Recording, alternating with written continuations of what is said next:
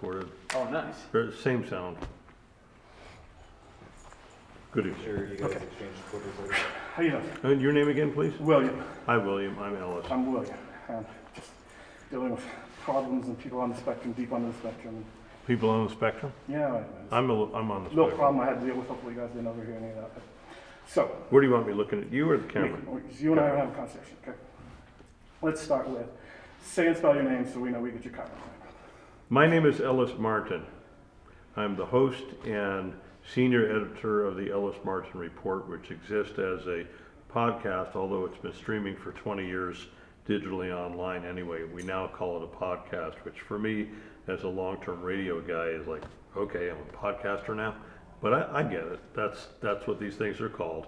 And I've basically been covering commodities like gold, silver, precious metals, base metals, and the equities that go along with them.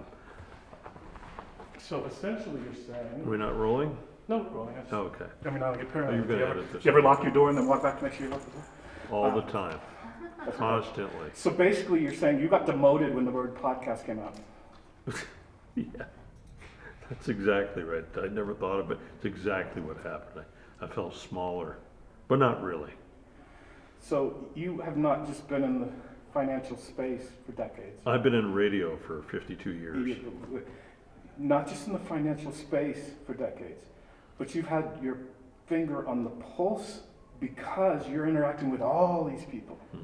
So a journalist isn't just kind of doing what they do, they're getting the totality of it. Well, even if my focus for the purpose of doing business is finite, I do get the totality of it, yes. Okay, so when did you first hear about crypto? I first heard about crypto probably 2004, 2005 from my nephew who was building his own mine in the house and needed my computers and urged me to get into it. This is 18 years ago. And what were your feelings at the time? No way. Go ahead, have a good time. I don't understand what you're doing. And it was pennies. I don't know what it was. It was next to nothing. Would have been a great time to invest. I didn't get involved for two reasons. I didn't know it. And also, some things are overwhelming, like technology I don't understand. And I was the last to, and I've been in radio forever, so I know records and cassettes and cartridges. I was the last person to get a CD player. So that's a good analogy here. Okay, so did things like Ponzi scheme or pyramid Oh, come it up? still does. Okay, you won't hear me, so Oh, sorry? you won't hear me, obviously, right? So This- always incorporate my question in the answer. So Understood, when thank you you. first heard about crypto, Ponzi, pyramid scheme, people of our age instantly go, huh? Thank you for that. Okay, for the edit. When I first heard about crypto, I thought it was just really another Ponzi scheme, and I still think it more or less is, but then a lot of things are Ponzi schemes, especially in the public markets. They still are. Everything's sort of a pump and dump. The first in are usually the first out, and they're usually the ones to run the deal. And I've met several people in Los Angeles who shall remain nameless that have done extremely well, and they're young people. I doubt they're 25 years old. Very, very wealthy, and they're out. And they made their money from this space. I don't think there's enough safeguards in the space right now for it to be safe for everybody to get in. Therefore, not everyone's in. Once those safeguards are in place, no problem. So you went from a world where everything is highly regulated, you got to watch your every move, dot your I's, cross your T's, to the wild, wild west. Even once you kind of understood it, a decade later, you're going like, okay, I get it now. I've learned what it's all about, but why the fuck do I want to put my life savings into the wild, wild west when there's no fucking sheriff? There are not many sheriffs in most things, but when they come along, they are the sheriff, and they knock on your door, and, well, there's the law. And given that, I'm really reluctant to put in my money into a space that's completely unregulated, although myself, like many people, have lost money in the markets during the last 6 months, and that's regulated, but tough luck if you lose your money.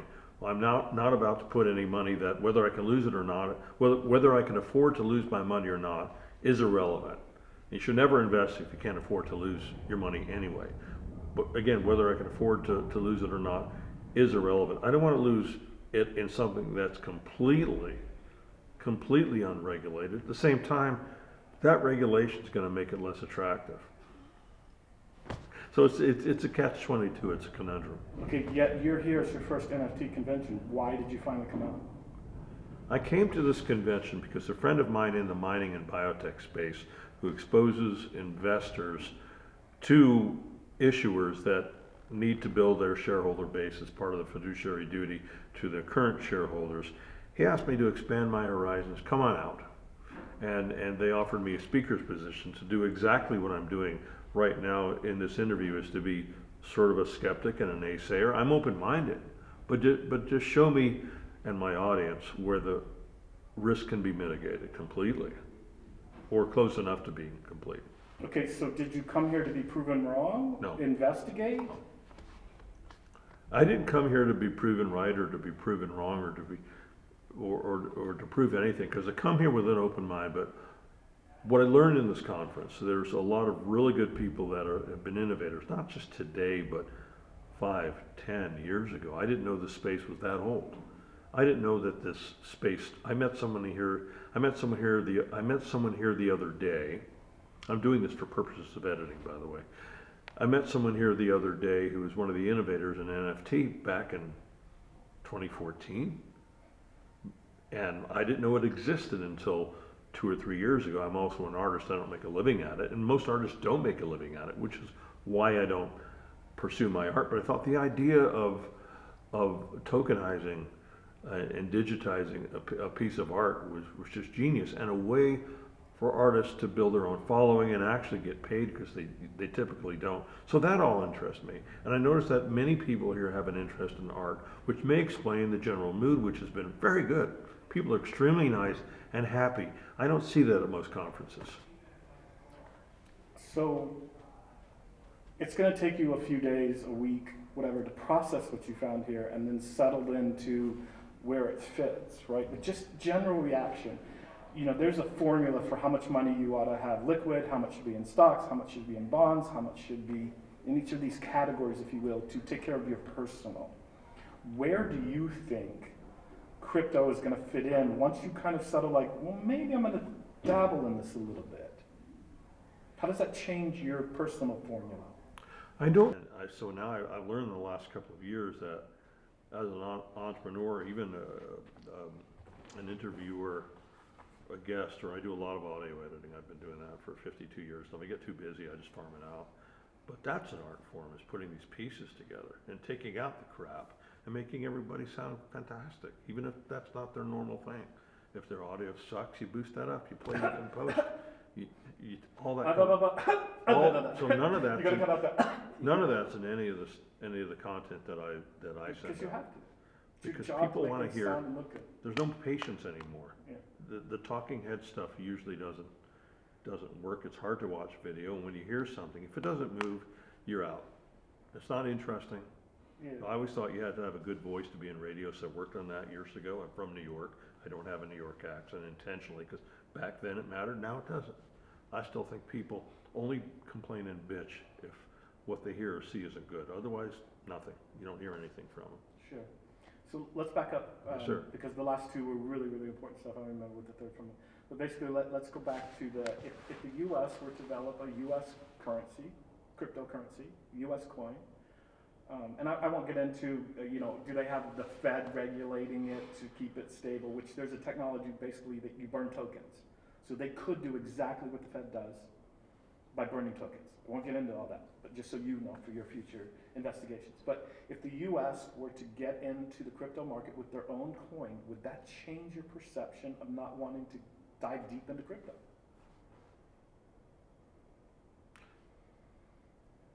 You want me to basically repeat your question? Okay. If the U.S. were to dive into, I'm giving you room for edit. If the U.S. were to dive into, I'll look at you instead of the camera. If the U.S. were to dive into cryptocurrency and offer a token or a coin, if it was rare or limited, and I could perceive perhaps a 5 or 10x over a period of 5, I'll give it 5 to 10 years, I would do that just to do it. I'm a patriot. I believe in investing in our country. But if it's at such a small percentage, like if it was a long-term bond or anything like that, I would have zero interest because there's other things that I can do with money potentially that would be a lot more lucrative than investing in US cryptocurrency or US bonds right now. Okay, so do you think that COVID shifted the gig economy? Web3 is absolutely, to me, as big as the gig economy, taking away from the 9 to 5 as anything. Like you said, there's all these 25-year-old kids that don't have to work anymore. And that is, I don't know, is it millions worldwide? I mean, there's a lot of people, because of crypto, really don't have a 9 to 5, really will never have a 9 to 5.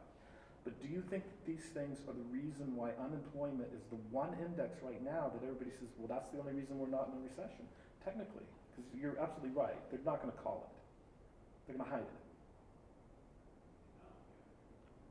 it. The word recession is used depending on who's in office. Having said that,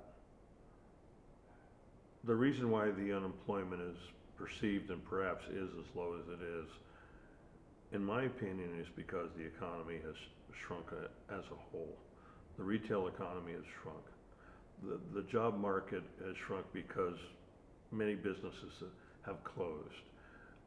People are hurting, the middle class is hurting, the poor folks, I don't know what you call the poor class, I don't know what the word for that would be now. A lot of people are hurting and they can't buy what they used to be able to buy easily. Entrepreneurs now, thankfully, people like myself, it's like going to England and paying twice for what you used to pay in the U.S. So our dollar has a lot less buying power.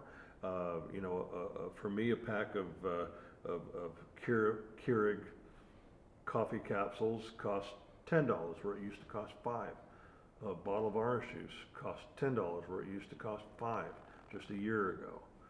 And that's pretty serious. So I don't believe that there's enough people that have side gigs going on that's the reason why the job market is I'm sorry, the job percentage rate is as low as it is. I think it's simply because a lot of boomers have retired, more people are living with their families, 40-year-old kids are living with their 70-year-old parents. We've contracted and we are in a slow burn, fast roll recession. By fast roll, hyperinflation is happening right now, and slow burn is nobody's going to call it a recession until we have an event like we had in 2008, and that could happen. And even without that event, the recession it's here and it's going to keep going. There's a chance that it might go the other way, but I think there's too many forces in play to allow it to happen. The chance that it could go the other way is really, it may be weeks away due to the midterm elections. If there's a change of power in our government, then there's a fair chance that could be some optimism. But the market forces in play to kill manufacturing and to kill energy in this country, it's hurting everybody. And COVID, whether it was orchestrated or not, just changed the mentality and the general joie de vivre that's been happening prior to that. I must say there's a lot of joy of life in this particular conference, so everybody here is very happy to be in this space. Wow, since you said that whether it's orchestrated or not, I really want to get you in hot water by asking. Sorry? So let's